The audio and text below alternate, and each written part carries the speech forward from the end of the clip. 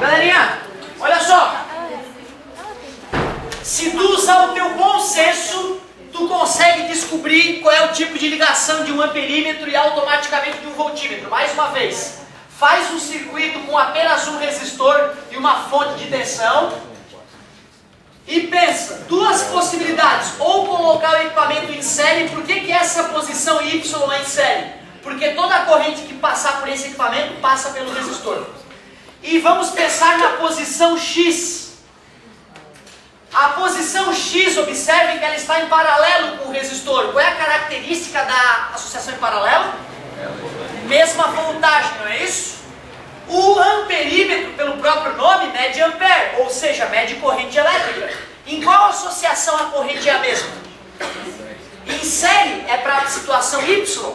Portanto, o amperímetro deve medir a corrente que percorre o circuito. Logo, eu tenho que cortar o circuito, colocar o amperímetro no meio, para que a corrente percorra ele também, para que ele possa medir. Afinal, nessa situação, o apelido da associação em paralelo é divisora de corrente, porque uma parte passa por um sujeito, outra parte passa pelo outro. Desse jeito, eu estaria medindo apenas uma parcela da corrente, não toda. Por isso, falou em amperímetro, ligação em... Sério. Mas espera aí. Se eu pego um circuito como esse, tinha lá um resistor de 10 ohms e uma fonte de tensão de 12 volts. Quando eu coloco o amperímetro, esse amperímetro vai apresentar uma certa resistência elétrica, não vai? Então ele vai alterar o circuito. Quando eu boto o equipamento de medição, ele altera o circuito, a presença dele. Tu vê que porcaria? Sem o amperímetro o circuito é uma coisa, com o amperímetro o circuito é outra. Qual deveria ser a característica desse amperímetro para, após instalado, ele não alterar as características originais do circuito? Sem resistência. Então, idealmente falando, o ideal seria que aquele amperímetro tivesse resistência elétrica nula. Resistência elétrica nula. Mas espera aí, o amperímetro tem que ser feito de um condutor, não é? Ele tem que conduzir eletricidade. E todo condutor tem resistência elétrica. Então, mesmo que no mundo das ideias o amperímetro perfeito tenha resistência zero, na prática é impossível. Então, qual é a característica desejável para um amperímetro? Baixa resistência elétrica. Baixa resistência elétrica. Tu sabe que ideal é o mundo das ideias, né? É impossível. Baixa resistência elétrica. Pessoal, quando eu vou usar um voltímetro, a ideia é outra. Eu não estou preocupado em saber quanto de corrente elétrica, quanto de partículas está atravessando o fio. Eu quero saber, por exemplo, quanto de voltagem tem de um ponto ao outro do resistor. Se eu quero medir a diferença de energia, de potencial daqui para cá, não é natural eu ter que instalar o equipamento entre esses dois pontos? Afinal, se eu botasse o voltímetro aqui, como é que ele ia medir a diferença de energia antes e depois? Se o equipamento tem que comparar a energia antes e depois, eu tenho que conectar ele antes e depois? Lógico. Já que a ligação é desse tipo, eu posso dizer que esses dois elementos estão em quê?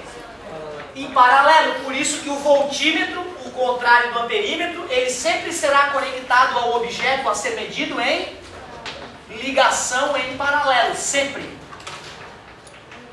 Mas espera aí. Paralelo. Mas espera aí. Se a ligação é em paralelo, eu pergunto, se esse cara aqui tiver uma resistência igual a desse outro sujeito, a corrente ia ficar dividida por dois, não é? Mais uma vez, ao conectar o equipamento, eu estaria modificando o circuito. E é isso que eu quero? Eu quero instalar um equipamento que altera a minha realidade? Não, eu tenho uma realidade, quero botar o equipamento ali e ele não quero que ele interfira na situação real. Mas tu vê, né, pelo que nós estamos vendo, sempre que eu vou medir já tem um erro embutido, né? Lamentável. Mas, para que eu ligue o voltímetro em paralelo e ele não desvie a corrente intensamente, no mundo ideal ele deveria ter resistência elétrica infinitamente alta, porque aí, por que a corrente elétrica ia atravessar por cima dele se a resistência dele é infinitamente alta? Então, no mundo ideal, os voltímetros teriam resistência infinita. Na prática, eu posso fazer um condutor que não tenha resistência, que tenha resistência infinita? Porque ele não é condutor. Ou ele conduz e tem uma certa resistência, mesmo que altíssima, ou se a resistência é infinita, não vai passar nada por ele. Aí ele não é condutor. Então tu vê, um condutor com resistência infinita é uma coisa absurda. Ele tem que ser condutor para poder ser conectado ao fio, mas tem que ter resistência infinita. Na prática, a resistência não vai ser infinita, mas vai ser altíssima. Então, resistência elétrica muito alta. Pois não. Qual é a parte que eu vou digitar e nas próximas eu escrevo, prometo? Aqui? Esse aqui?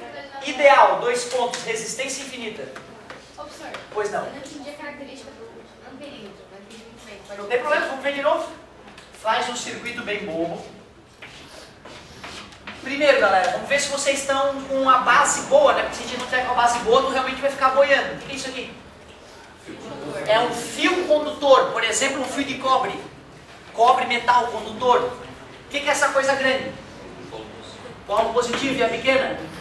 A galera achava que no fio eram partículas, largam a partícula positiva, os iguais se repelem. Esse é o sentido convencional. Então o sentido real é no oposto. Embora os elétrons verdadeiramente façam esse caminho, na hora de estudar a gente finge que são partículas positivas que caminham no sentido oposto. Isso não interfere em nada no raciocínio. Resistor. Ele também é de fio, ele também é condutor, mas ele tem átomos diferentes, não é um fio de cobre puro. Por exemplo, um resistor clássico é de cromo. Então tem um outro tipo de metal, de átomo metálico, e esse átomo tem a propriedade de, na hora o elétron for atravessar de um átomo para o outro, eles vão se atritar gerando resistência, que o efeito calor, efeito... Beleza, obrigado. Poxa, eu quero medir esses elétrons, cara, esses bichinhos que estão passeando pelo fio. Ou seja, para eu poder medir os bichinhos têm que passar perto de mim para eu olhar e olhar ele passando lá. Porque se o cara estiver passando atrás da parede e eu estou aqui querendo ver os elétrons, meu Deus, cadê? Não estou vendo. É porque eles estão passando por outro lugar. É uma coisa meio óbvia demais, é palpável. Tem um equipamento de ver elétron. Qual é o nome do equipamento de ver elétron? Tu vê, ó, o elétron não dá para ver. Entendeu? Então quando eu falo equipamento de contar elétron, eu estou sendo didático.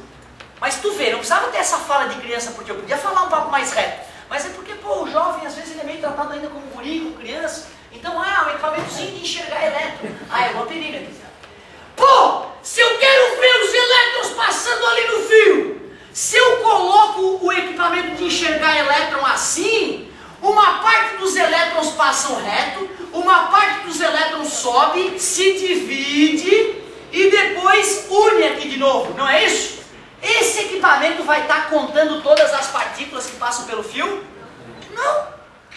Por isso que não adianta ligar um amperímetro em paralelo, só em... Primeiro ponto revisado. Por que é em série a ligação do amperímetro? Cara, é palpável o negócio, não é uma coisa do além, é bem lógico. Legal, com esse papo eu já descobri que um amperímetro tem que ser instalado assim, ó. Assim a corrente elétrica tem que passar pelo equipamento para poder continuar. Aí o equipamento pode contar. Contar entre aspas, tá, galera? Futuramente, lá com o avanço da física, eu vou poder... Tu vai ver como é que se fabrica um amperímetro. Não vai acreditar na simplicidade que é um amperímetro, cara. Não vai acreditar. Bom... Não tem amperímetro. 10 ohms, 20 volts, qual é a corrente? V igual a R vezes I, para a galera que de repente ainda não está fazendo exercício, né? I igual a 2 amperes. Tu vê, eu nem precisaria medir se eu fosse usar só a teoria. Só que a teoria só surgiu porque antes existiam equipamentos que mediam e permitiram o surgimento da teoria. Então tu vê, antes desta equação surgir, já tinha equipamentos que mediam a corrente elétrica. E nós aqui aprendemos no sentido oposto. Já que a ciência se desenvolveu pra caramba, a gente primeiro está batendo um papo no mundo das ideias para depois ir para o laboratório, caso algum de vocês se interesse, né?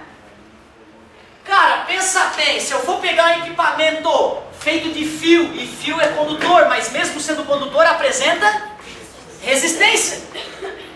Quando eu for pegar esse fio, cortar, instalar um equipamento feito de fio naquele lugar, naquele pequeno pedaço de fio, se esse equipamento apresentar uma resistência, vamos supor uma resistência baixa de 0,1 ohm. Agora, essa resistência e esta estão em série. A nova resistência do circuito ficou 10,1. Porque o amperímetro tem uma certa resistênciazinha. Está multiplicando, passa 20 dividido por 10,1. Só porque eu não tenho esse tempo todo. Vamos, aqui, 20 dividido por 10,1, 1,980198, uma dízima, olha que beleza.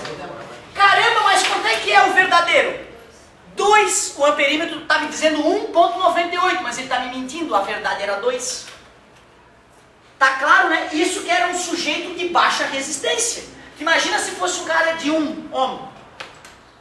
Aconteceu comigo esse final de semana. Um dos prazeres que eu tenho na minha vida é pegar o meu carro e desmontar ele no final de semana, me sujar de graxa, sentir o cheiro do óleo diesel. Meu primo disse que eu tenho um implemento agrícola, não é carro. Né? Eu chamo carinhosamente de trator, porque dá uma vibradinha. Cheguei em casa, putz, estou lá, estava louco, eu quase tinha comprado um amperímetro uma vez para saber se a bateria está carregando ou descarregando, né? É uma coisa bacana tu ter um amperímetro para ver se tu está usando mais a bateria ou carregando a bateria. Para às vezes não ficar sem bateria de surpresa, né? 6 da manhã vai ligar, né? Com um amperímetro tu já sabe uma semana antes que a tua bateria vai falhar, certo? Aí, putz, mas era caro, eu não comprei. Mas eu lembrei que lá em casa tinha um forno velho. Um forno com 3 amperímetros grandes, velho. Ah, mas eu não tive dúvida. Cheguei em casa, desmontei o forno, peguei os amperímetros e instalei no meu equipamento da caminhonete. Quando eu fui medir, estava dando uma leitura totalmente errada. Ou pensei, ou meu equipamento está estragado, ou esse amperímetro está doido. Mas é porque eu não fui analisar a resistência interna do amperímetro. Afinal, eu não estava dando aula, eu estava curtindo no final de semana, me sujando um pouquinho. Aí eu fui no fabricante, fui ver e verifiquei que a resistência interna do amperímetro funcionava no circuito do forno. Mas no circuito do meu carro, a resistência interna não era adequada, dava um erro enorme, certo? Ou seja, para medir nesse circuito que a resistência é... Se eu usar um amperímetro de 0,1 ohm, dá um erro pequeno, né? Mas bota um amperímetro de 20 amperes, de 20 ohm. Concorda comigo? E esse 20 ohm vai, putz, detonar completamente a leitura. Concorda comigo? Qual é a característica importante, então, para o amperímetro não alterar a medida? Resistência baixa. Agora, olha só. Se aqui fosse 1 milhão de ohms, tu concorda que mesmo que aqui fosse 10 ohms, não ia dar tanto erro, né, cara? Concorda comigo? Porque ia ficar 1 milhão e 10. Dividir por 1 milhão e dividir por 1 milhão e 10 vai dar menos erro do que nesse caso aqui, ó. Ou seja, às vezes, um amperímetro de 10 ohms pode acabar ficando mais preciso com um amperímetro de 0,1 ohm, depende aonde ele for aplicado. O mais importante, o amperímetro deve ter resistência, principalmente quando comparada com a resistência do circuito onde ele vai ser colocado. Beleza? Então tu vê, um amperímetro funcionou bem pro cara. Não quer dizer que em qualquer lugar vai funcionar bem. Certo? Cada amperímetro tem que ser regulado para o circuito onde ele vai ser encaixado. Um circuito com resistência de 0,1 ohm. Se eu for medir a corrente com esse amperímetro de 0,1 ohm, eu vou estar errando pelo dobro. Concorda comigo? Concorda? Tu entende o que eu digo? Se isso aqui for 0,1 ohm e eu encaixar um amperímetro de 0,1 ohm, vai dobrar a resistência do circuito. Ou seja, se aqui fosse 0,1 ohm, qual deveria ser a resistência do amperímetro? 0,0001 ohm, bem mais baixa.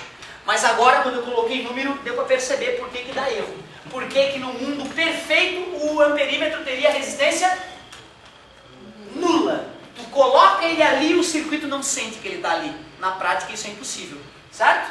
Eles tanto podem te perguntar a característica de um amperímetro ideal, quanto de um amperímetro real. Idealmente nula, realmente muito baixa. E se tu pegou a manha do amperímetro, o voltímetro é tudo o contrário. Se antes era em série, agora é em... Se antes a resistência era nula, agora tem que ser, na prática, alta, muito alta. Muito alta comparada com quem será? Com a coisa que tu vai medir. Com a coisa que tu vai medir. Vamos entender por que agora? Ó, essa discussão final foi do amperímetro, né? Vamos tentar aplicar essa discussão no voltímetro. Opa, perdão. Vamos aplicar essa discussão rapidamente no voltímetro. Já sabemos que o voltímetro, já que ele mede para ficar mais bonito, a DDP, ou seja, a diferença, eu já sei que eu tenho que pegar o equipamento e conectá-lo em paralelo com o objeto. Se eu quero medir a voltagem, a DDP daqui para cá, eu tenho que conectar o aparelho com esses dois pontos que eu quero medir. Faz sentido? Se esse aparelho tivesse resistência baixa, ao conectar ele, a corrente elétrica que chega por aqui ia passar muito mais por ele do que pelo circuito original. Se a resistência do voltímetro fosse baixa, ele ia alterar totalmente a natureza original do circuito. Para que eu instale o equipamento em paralelo e a corrente praticamente não passe por ele, ele deveria ter resistência alta e idealmente infinita, porque aí a corrente nem passa por ele, a corrente passa toda aqui por baixo. Na prática não dá para ser infinita, porque se é infinito ele é isolante. E se ele é isolante, então ele nem sabe qual é a voltagem que está atuando nessa parte. Ele é feito de fio, de condutor. Se ele é feito de material condutor, tem resistência e não pode ser infinita. Por isso que no mundo ideal, os voltímetros têm resistência infinita, mas na prática, muito alta, para que a corrente não seja desviada. Outra, agora já indo mais para o lado técnico mesmo. Tu vai fabricar um voltímetro. Tu sabe que ele vai apresentar um erro na hora da leitura, mesmo que ele seja muito bom. Tu não pode fazer uma conta para prever esse erro e já entregar pro cara que vai usar o equipamento uma leitura um pouco mais correta, já que tu sabe que vai ter um erro. Claro que eu não posso prever esse erro com perfeição, senão seria possível medir com precisão total, né? Mas na prática, quando o cara compra lá um multímetro bom, a leitura que o cara está fazendo no visor, no display, ela já está corrigida também por outros processos, né? Então não está medindo nu e crudamente e entregando para o usuário a resposta. Ele já está dando uma corrigida estatística na brincadeira. Cara, o capitalismo ele tem o seu lado negativo, mas também tem um lado fantástico, né? Quando eu tinha a tua idade, um multímetro o cara só tinha, mesmo se ele fosse da área, e custava caro. Hoje, por 10 pila, tu vai na Milium ou na Van e compra um multímetro. Ele tem essa... não acredita nele, tá? Ele é meio ruinzinho, mas ele para se divertir, para entender um pouquinho, vale a pena. Ele é uma caixinha, ele tem um visorzinho, ele tem 3 plugzinhos aqui, e tem aqui um botãozinho para tu girar e botar ele na posição que tu quer. Vem fiozinhos com uma pontinha metálica, tu conecta ali nas saidinhas. Aí, sei lá, quero medir voltagem. Cuidado, né? Pode ser uma voltagem contínua ou alternada. Vocês lembram a diferença? Voltagem contínua é a bateria do carro. A corrente elétrica é sempre no mesmo sentido. Voltagem alternada é da tomada. A corrente elétrica vai e volta do fio. Lembra disso? Fizemos até um gráfico das correntes elétricas alternadas e contínuas. Se tu vai medir uma voltagem alternada ou contínua, tem que selecionar no equipamento. Então vai ter um Vzinho assim, ó, no equipamento, e um Vzinho assim, ó, com um tio. Esse tiozinho está mostrando que está alternando, como uma senoidezinha. Quando tem um tracinho e outro cheiozinho, está dizendo que um fiozinho é positivo, outro negativo, de maneira constante. O tiozinho mostra que está oscilando. Então na tomada, vou medir a voltagem da tomada. Tu gira o botão, coloca nesse símbolo, vai lá com os 2 metaizinhos e coloca na tomada e vê lá 220 volts. Que não é, né? Lembra? A tomada não é 220 volts. A gente diz que é 220 volts para quem não entende da matemática não ficar nervoso com a verdade. A verdade é que a tomada vai de 310 a menos 310 volts 120 vezes por segundo. Certo? Ou seja, aquele equipamento está fazendo um cálculo. Na hora que ele bota 220 volts, ele tem que fazer um cálculo complexo lá por trás. Tem um mini computadorzinho fazendo uma conta para o eletricista não sair correndo para casa, ainda mudar de profissão, certo? O equipamento que mediria esses 310, menos 310, 120 vezes por segundo é o osciloscópio, um equipamento que já começa, os mais baratos aí por R$ 1.500, certo? Então, tu vê, não é todo mundo que tem um osciloscópio. Outra, tu dá um osciloscópio na mão do eletricista e não sabe o que fazer, porque é um equipamento de alta complexidade, ele não vai saber como medir, como concluir as informações que ele vai ver ali, certo? Por isso que tu tem que comprar primeiro um multímetro de 15 pila na van, certo? Pega um carrinho de brinquedo do irmão, que ele não usa mais mesmo, e pronto, uma chave de Phillips ou uma chave de fenda, desmonta o bichinho e pronto, já dá para começar a medir a resistência elétrica das lâmpadazinhas, dá para medir a voltagem da bateria, dá para instalar o amperímetro lendo o manual em série e ver que corrente elétrica a pilha joga na lâmpada. É uma aula muito bacana e custa uns 15 pila para tu ter ela, certo? E essa aula, cara, que é a aula que tu aprende sozinho, não tem professor que dê. Certo? O professor, como eu já te falei, às vezes complica, atrapalha em vez de ajudar. O momento mágico é quando tu bota tua bunda na cadeira e vai ler tua apostila, vai fazer exercício. Ali tu aprende física de verdade. O que faz o multímetro? Voltagem, amperímetro, ohmímetro. Não falei de ohmímetro? Ele é ohmímetro também. Antes dos multímetros existirem, o cara tinha que fazer uma experiência em laboratório para usar um ohmímetro, cara. Olha que loucura. Agora não, tu só gira para medir resistência elétrica, taca no fio e ele já fala quantos ohms tem o fio todo. Ou então, tem até uma funçãozinha que apita quando está passando corrente elétrica. Aí tu acha que esse fio aqui está quebrado em algum lugar. Tu bota o aparelho numa ponta e na outra. Se apitar, está passando corrente elétrica. Se não apitar, o fio está quebrado mesmo. Manda o eletricista trocar. Certo? Tem uns dispositivos legais no multímetro. 15 pila, meu querido. Olha só. Galvanômetro. O nome é esquisito, mas é um equipamento idêntico ao amperímetro. Apresenta as mesmas características. É um amperímetro. Só que quando a gente fala galvanômetro, a gente está querendo chamar atenção para a precisão dele. Quando eu falo galvanômetro, é um amperímetro de alta qualidade, que mede 0,00001 ampere. Ou seja, qualquer correntezinha ele mede, o safadinho. Amperímetro de precisão. Amperímetro de precisão. Poderíamos dizer que é um amperímetro de alta sensibilidade, né? É porque desse jeito não dá para escrever, né? Um amperímetro de grande sensibilidade. De grande sensibilidade. Ele chora, professor? Não, meu filho, não. Sensibilidade, eu digo que ele mede qualquer tênue corrente elétrica. Sensibilidade.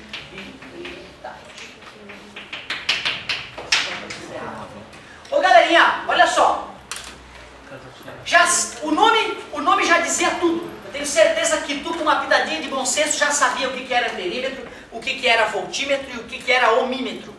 Mesmo o ohmímetro, que é um nome esquisito, né? Se o cara lembra de ohm, o cara já mata que é resistência elétrica.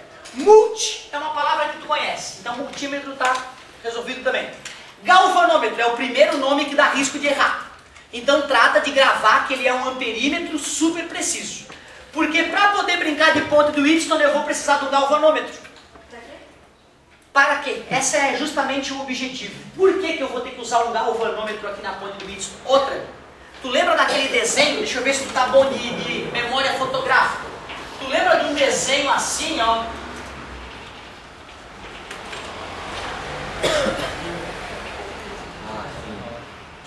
Carnô!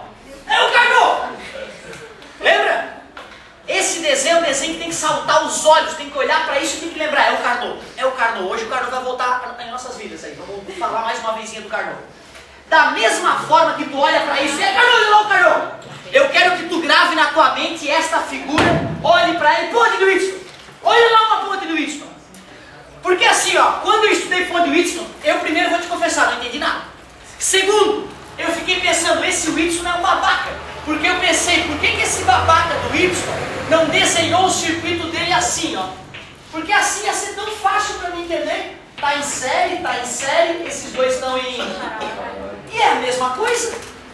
Por que ele fez um losango? É babaquice extrema, será, do Wheatstone? É. Mas é uma babaquice do bem, é uma babaquice didática. É para que tu olhe um dia para a ponte e já na hora... É a ponte do Wheatstone. Dali a ponte. Isso aqui o cara olha... Não, acho que idiota. O cara olha para ele, é a ponte do Wheatstone. Então a primeira coisa importante, gravar o formato clássico da ponte do Wheatstone, mas lembrar que se o cara quiser escrever sem o formato de losango, ele pode. Vou instalar, ó, presta atenção, vou instalar um galvanômetro. Parabéns, um galvanômetro. Nós, por enquanto, só vamos nos preocupar quando a ponte de Wheatstone estiver em equilíbrio. O que é ponte em equilíbrio nesse caso? Porque assim, ó, quando tu for para o laboratório brincar disso lá na UFSC, vai ser o seguinte brincadeira. O professor vai te dar uma que tu conhece, 10 ohms. Ele vai te fornecer um resistor que tu conhece, 20 ohms. Vai estar anotado nele, inclusive. Vai ter um que vai ter uma interrogação que tu não conhece. E esse quarto resistor, tu conhece ele, mas ele é um resistor de resistência variável. Tem às vezes é um botãozinho que tu gira o botãozinho, pode aumentar a resistência, gira para o outro lado, diminui a resistência. Às vezes é uma régua que tu vai deslizando o contatinho, certo? Para um lado ou para o outro. Esse resistor variável tem um nome técnico, ele é chamado de potenciômetro. Tu usa muito potenciômetro no dia a dia. Todo dia tu usa potenciômetro. Tu vai regular a temperatura do chuveiro, aí tu gira para um lado e gira para o outro, faz passar mais ou menos corrente, é uma resistência variável, é um potenciômetro. O volume do rádio, mais alto ou mais baixo, é um potenciômetro. Regular a estação do rádio, para um lado e para o outro, é um potenciômetro. Então uma resistência tem um nome técnico. Muito obrigado. Tais na UFSC lá no laboratório com um jaleco, vai ficar se achando cientista, jaleco, deixa chamaram por fazer alguns dias, pronto, ele é um cientista. R1, R2, R3 e R4. Conheces e é variável e desconhece. Instalasse o galvanômetro.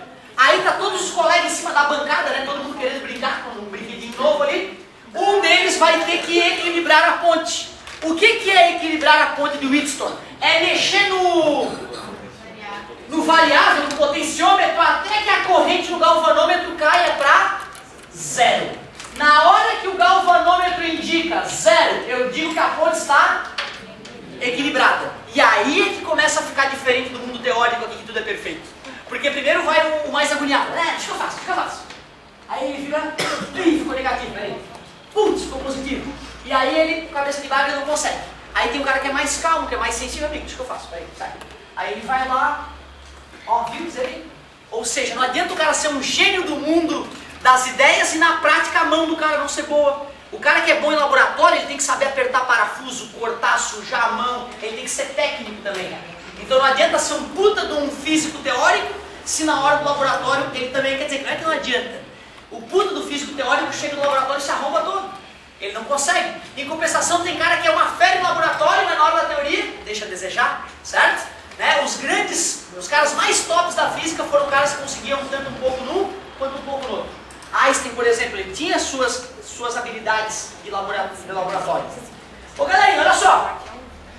Quando a ponte de Wheatstone estiver ou seja, quando a corrente no galvanômetro for zero, neste momento, eu vou te provar essa equação futuramente. Hoje a gente precisaria de uma matemática que ainda não foi vista, as leis de Kirchhoff.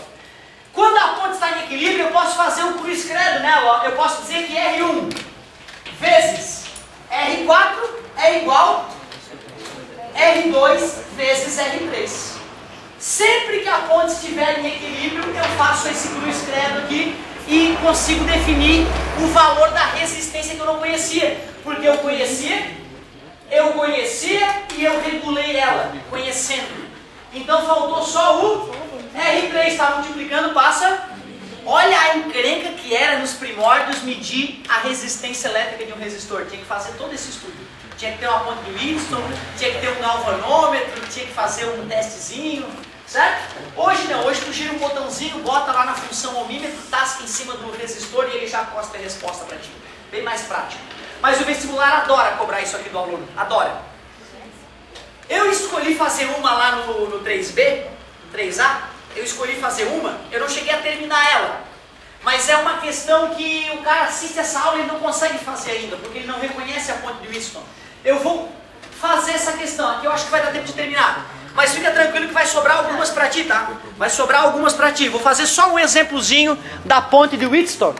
Otávio, Oi. a ponte de Wheatstone tem sempre uma variável? Sim.